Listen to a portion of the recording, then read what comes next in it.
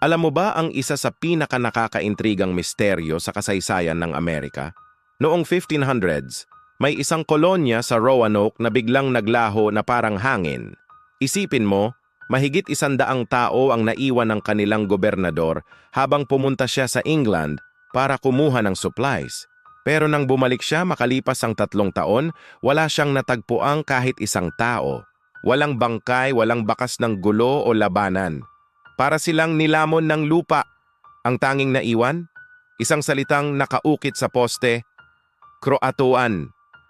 Hanggang sa ngayon walang nakaalam kung ano talaga ang nangyari sa mga taong ito. Tumakas ba sila? May mga umatake ba sa kanila? O may ibang misteryosong puwersa ang dahilan ng kanilang pagkawala? Ang Roanoke Colony ay nananatiling isa sa pinakamalaking cold cases sa kasaysayan, isang buong komunidad na nawala ng walang bakas. Gusto mo bang malaman ang iba pang mga katulad na historical mysteries? I-follow ang Sa Dulo ng Kwento para sa mga kakaibang kwento ng nakaraan. I-click ang subscribe button para hindi ka makaligtaan ng bagong episodes. Salamat sa pakikinig!